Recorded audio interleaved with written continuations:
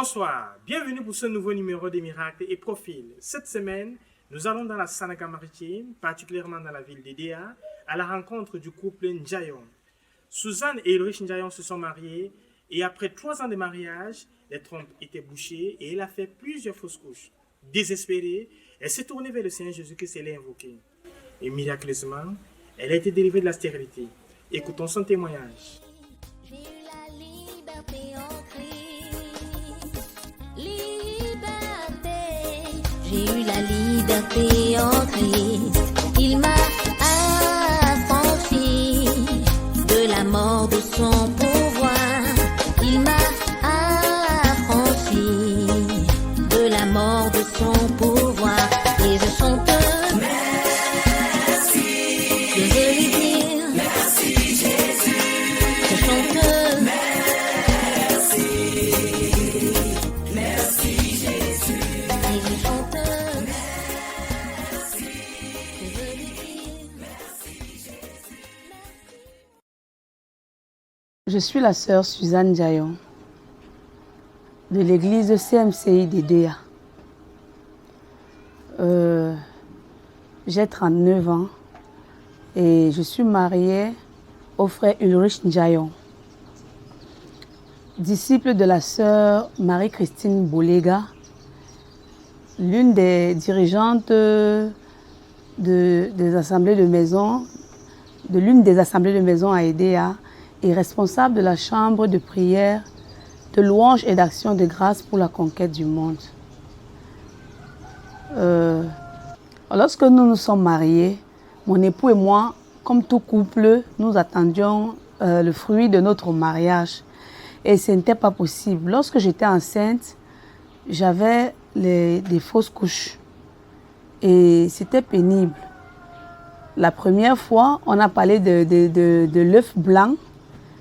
Et on m'a fait le curettage. C'était vraiment douloureux.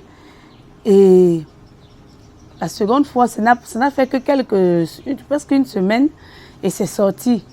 Alors mon mari m'a dit non, cette fois-ci, il faudrait faudrait que tu voies à l'hôpital ce qui ne va pas. Alors je suis allée voir les médecins.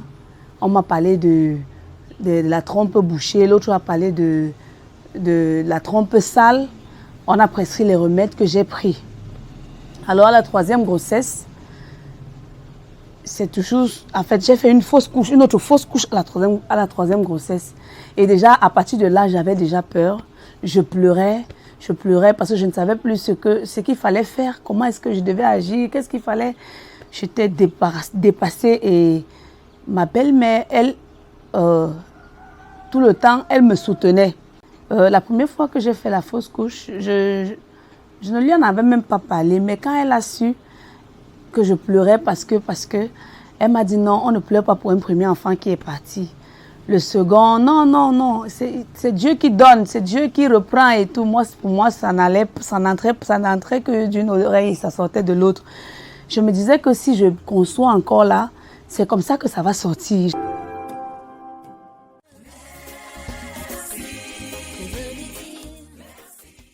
Je suis le frère Ndiayon Ulrich. Bon, on a eu à transpirer pendant des années en ce qui concerne la conception de l'enfant. On a dû marcher, on a fait plusieurs fausses couches qui nous ont coûté par rapport au niveau où nous étions, qui nous ont vraiment coûté, que ce soit financièrement, émotionnellement et même physiquement, beaucoup plus la sœur. À chaque fois qu'il y avait une sémence qui était posée, il y avait une grande joie, comme tout homme. Donc, le Seigneur nous a soutenus pendant ce moment-là. Mais Dieu m'est témoin, j'ai toujours été avec elle. Les larmes, c'est moi qui les essuyais. Les coups, c'est moi qui les essuyais. C'est moi qui les encaissais. Parce que s'il fallait... La joie d'un homme, c'est d'avoir un enfant. Donc, dès que le dépôt est là, on va sautiller, on va programmer. On programmait même dès qu'on sentait que c'est déjà là, une semaine, on a fait au texte, c'est bon. Ah, le programme commence. à peine 1 mois, 2 mois, comme la dernière qui a fait jusqu'à 3 mois. C'est là, alors c'était le chaos. C'était vraiment le chaos, ça n'a pas été facile. La sœur a vraiment maigri jusqu'à elle a voulu à toute la terre que pourquoi? Pourquoi moi? Donc, mais le Seigneur, dans sa souveraineté, a su faire les choses au temps opportun. Il s'est souvenu de nous. Cette année-là, j'ai suivi que le frère Théodore arrivait. Et c'était pour moi la première fois qu'il arrive à Edea. Et je me suis prosternée dans ma chambre. Avant ça même d'ailleurs, avant qu'on ne me dise que le frère Théodore arrivait, je suis allée voir mon père spirituel. Déjà, j'avais déjà vu ma maman spirituelle qui connaissait déjà le problème. Je suis allée voir également mon père spirituel. Je lui ai posé le problème. Je lui ai dit, papa, voilà, tu sais ce que je vis. Et comme le frère Théodore arrive, je ne sais pas ce que je peux faire. Il m'a dit, dès qu'il est là, il faudra lui poser le problème. Il va prier pour toi. Alors, je suis rentrée à la maison. C'était un samedi, parce que je suis allée là-bas la veille. Le dimanche matin, j'ai fermé ma chambre. Je me suis prosternée. J'ai dit, Seigneur, me voici qui va au culte. Et on me dit que ton noix arrive aujourd'hui. Seigneur, s'il te plaît, si cet homme est vraiment celui que tu as choisi. Pourquoi? Parce que le leader même, notre leader venait de décéder et c'est ce frère qui le remplaçait. Alors j'ai dit, Seigneur, si c'est vraiment ton nom, si c'est vraiment toi qui l'as mis là, je prie qu'en l'embrassant, que les chaînes de ma stérilité tombent. C'est comme ça que j'avais demandé à Dieu. Alors je suis allée au culte ce matin. Et lorsque ce jour, ils sont venus un peu, on avait déjà commencé le culte. Et il est venu tout calmement, il s'est assis, sauf son entourage là qu'il avait un peu embrassé. Alors il a commencé, quand on lui a donné la parole, il a salué l'église et il a commencé à prêcher. Après avoir prêché, il a lancé la séance de guérison. Les gens étaient guéris et beaucoup sont allés témoigner. Je ne me suis pas levée. Parce que je n'attendais qu'une seule chose, l'embrasser pour que les chaînes de ma stérilité tombent. Et lorsqu'il a lancé la séance de délivrance, il y a eu des délivrés et beaucoup sont allés témoigner. À ce niveau, je ne me suis pas non plus levée. Et on a presque clos le culte et les frères allaient vers lui pour l'embrasser. Il y avait tellement de frères qui l'embrassaient que je me suis dit, j'ai voulu me décourager. Je me suis dit, ouais, est-ce qu'il va arriver à mon niveau? Est-ce que ça sera possible? Je parlais de cela intérieurement, je priais intérieurement que Seigneur, est-ce que cela sera possible pour moi? Et plus on l'embrassait, plus il venait c'est comme s'il venait vers moi. Et quand il est arrivé vers moi, c'est comme s'il a écarté certaines personnes pour m'embrasser. Et quand il m'a embrassé, j'ai ressenti comme si quelque chose m'abandonnait. C'est comme si quelque chose quittait mon corps. C'est comme si quelque chose me quittait. J'ai ressenti quelque chose m'abandonner. Et quand il a fini de m'embrasser, il m'a posé une question. Sister, what is your name? C'est qu'il n'avait pas fait aux autres. Là, j'ai compris que le Seigneur était en train de faire quelque chose pour moi. Je lui ai dit, my name is Suzanne Jayon. Il m'a touché. Il a dit, be blessed in the name of Jesus. J'ai dit, amen. Frère, je vous assure que j'ai su que là, le Seigneur avait fait quelque chose, que quelque chose de précieux venait de se passer dans ma vie. Lorsque le frère Théodore était passé ici, après que nous ayons appris qu'il y avait un Josué, c'était la première fois qu'il met pied à Edea. Mais ce dimanche de 2009, quand le frère est venu, je suis parti et dit à la soeur, ouais, allons-y maman. Là, je ne parle pas aujourd'hui. Bon, elle est restée convaincue avec ses transactions avec Dieu. Plus tard, je l'ai vu arriver. Quand le frère Théodore est arrivé, ce qui est arrivé. Il a prié, Bon, moi, j'ai gardé la foi. Alors là, il était venu avec une sœur. la sœur qui prenait les témoignages. La sœur a dit que les gens à qui le Seigneur a fait quelque chose dans leur vie, qu'ils ne rentrent pas, qu'ils viennent remplir une fiche. Je suis allée vers elle, je lui ai dit que le Seigneur a fait quelque chose dans ma vie. Pendant que les témoignages passaient, je ne me suis pas levée. Je n'attendais qu'une chose. Et cette chose, le Seigneur vient de la faire. Alors, elle m'a dit, Sista, prends la fiche, j'ai rempli la fiche. Et elle m'a dit, est-ce que tu crois que le Seigneur peut le faire? Je lui ai dit, Sista, je ne crois pas seulement, le Seigneur l'a déjà fait. Parce que là où je te parle, là, il y a déjà un enfant dans mon ventre. Elle s'est mise à rire. Elle m'a dit, Sista, aie foi. J'ai dit, Amen. Donc, j'ai pris cela comme vrai parce que c'était vrai. Je savais que le Seigneur venait de le faire. Alors, j'ai rempli la fiche. Je lui ai dit, compte 9 mois, Sista. C'est-à-dire que je vais vous présenter l'enfant que le Seigneur m'a donné parce que le Seigneur l'a déjà déposé en moi. Elle a dit, Amen, Sista, aie foi. Elle a dit, Amen. Alors, quand je suis rentrée à la maison, j'ai appelé mon époux. Je l'ai appelé Richo. J'ai quelque chose à te dire. Quand j'allais au culte ce matin, voilà ce que j'ai dit à Dieu. Et voilà ce que le Seigneur a fait. Je crois qu'il y a déjà un petit Camerounais là dans mon ventre. Il m'a dit, crois en Dieu, crois que le Seigneur peut le faire. J'ai dit que je crois que le Seigneur l'a fait. Pas qu'il peut le faire, il l'a déjà fait. Et il y a déjà un enfant dans mon ventre. J'étais tellement sérieuse que il est entré dans ma foi, il s'est mis à m'encourager. Alors, le lendemain, c'était la période où je devais saigner en fait. Le lendemain, je constate un écoulement. Lorsque je vais à la douche, je constate que c'est du sang bien noir. Alors je l'appelle, Richo, viens voir. Il est venu et je lui dis, regarde. Il me dit quoi? Je lui dis, regarde, le sang. Il me dit, donc tu saignes. Je lui dis, non, je ne saigne pas. Ça, c'est le Seigneur qui est en train de laver ma trompe. Tu ne vois pas le sang, tu ne vois pas comment il est tout noir. Il a seulement dit, ok, oh. Ok, oh, aie foi. Aie foi. Garde bien la foi. Il m'a encouragé dans ce sens. Je lui ai dit que, Amen. Et c'est comme ça, j'ai saigné normalement. Et le sang était franchement noir. Et les 4 jours sont passés. Le mois qui suivait, je suis allée à Douala chez ma grande sœur. Je lui ai relaté, je lui ai fait le témoignage de ce que le Seigneur avait fait dans ma vie. Je lui ai dit que j'avais déjà un enfant dans mon sein. Elle m'a simplement écouté parce qu'elle ne parle pas beaucoup. Elle m'a écouté.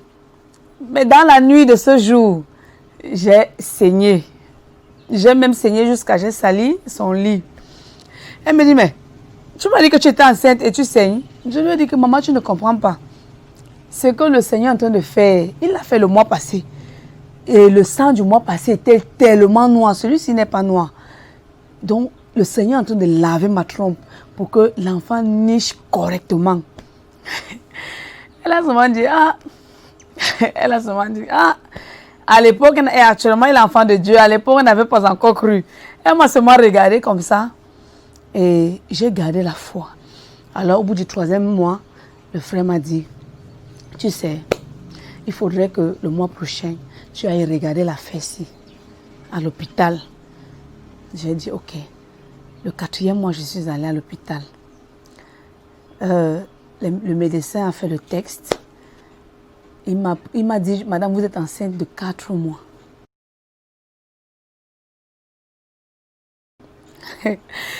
Je me suis mise à rire. J'ai dit, gloire à Dieu. Seigneur, je savais que tu l'as fait. Il me dit, mais vous savez que vous étiez enceinte? Je lui ai dit oui. Et j'ai essayé de faire mon témoignage. Et il me dit, bon, ok. Et vous avez donc quel sexe? Je lui dis, monsieur, le sexe m'importe peu. Je voulais un enfant. Quel que soit le sexe que le Seigneur va me donner, je le prends de gré, je le prends de tout cœur parce que je voulais simplement un enfant. Et c'est comme ça que je suis sortie. Et lorsque je suis sortie, puisque lorsque ce jour où le frère Théodore arrivait, j'étais allée à la veille dire au frère, mon pasteur, le frère Dagobert Bolega, ce que j'avais dit à Dieu et ce qui s'était passé ce jour. Il fallait que j'aille lui montrer les preuves de ce que le Seigneur avait fait. Alors je suis descendue directement, puisque l'hôpital régional est devant sa maison. Je suis allée directement chez lui, il lui dit, papa, le Seigneur l'a fait. Et on était tous contents, il a prié pour protéger la grossesse dans mon sein. Il a prié et il m'a remis au Seigneur. Je suis rentrée toute joyeuse. J'ai montré le carnet à mon époux. J'ai dit, papa, regarde, le Seigneur l'a fait. Il a dit, gloire à Dieu. Et c'était la joie. C'était la joie. Et lorsque je suis allée, déjà même j'ai oublié un passage parce que lorsque je suis allée chez le frère Dagobert, le pasteur de l'église, lui parler de cela, après avoir prié, il m'a dit, ok, le mois prochain, nous allons attendre que le mois-ci finisse, puisque c'était en début du mois. Le mois-ci fini et le mois prochain, tu vas faire le témoignage à l'église. Effectivement, je suis allée à l'église, j'ai fait le témoignage jusqu'à ce que j'atteigne 9 mois. Le jour que le travail a commencé, nous sommes levés ici quelque chose comme 5 heures. Ça a commencé depuis minuit. Ma soeur a souffert ici, marché, marqué les pas. Moi, j'étais ici au salon, j'ai intercédé. Jusqu'à ce que... Non, je lui ai dit, maintenant, on va dire non, attends d'abord. Elle gérait la douleur. Quand 5 heures, elle a dit, bon, allons-y. Arrivé à l'hôpital, comme le diable ne voulait pas que cet enfant naisse. Ça, c'est les choses de Dieu. Arrivé là-bas, l'enfant était un costaud bébé, gros. Et il manquait un. Ce n'était pas la grâce de Dieu. On opérait la sœur. Parce que celui qui était là, le médecin, l'accoucheur, a demandé qu'on injecte le produit qui accélère et puis qui devait augmenter. Ils appellent quoi le col là. Mais dommage.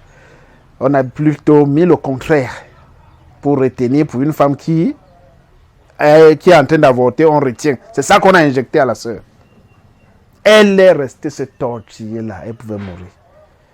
C'est là où le médecin demande, mais attends, maman, on t'a fait, qu'est-ce qu'on a mis là? C'est là où elle a dit que c'est que, hey, mais c'est quel genre d'erreur? Dieu a tout fait. L'enfant est sorti par la voie normale, malgré une petite déchirure. Elle est sortie, c'est comme ça qu'il est né à 11h15, je crois bien. Le 13 avril 2010. La richesse divine est venue au monde.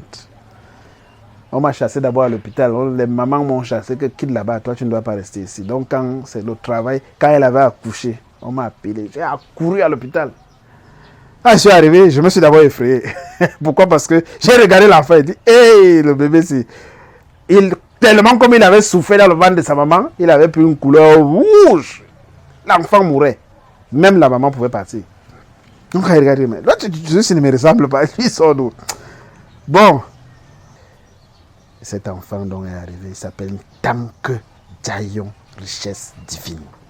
La richesse qui nous vient du ciel. Et aujourd'hui, c'est un enfant vivant et viable, en bonne santé.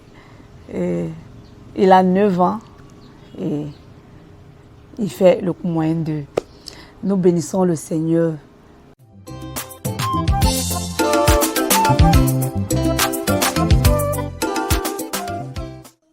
Le Seigneur Jésus-Christ délivre de la stérilité. Fais comme Suzanne Jayon, invoque-le et il te répondra. C'est sur cette note de victoire que nous vous quittons pour ce nouveau numéro de Miracles et Profils. Bonne soirée.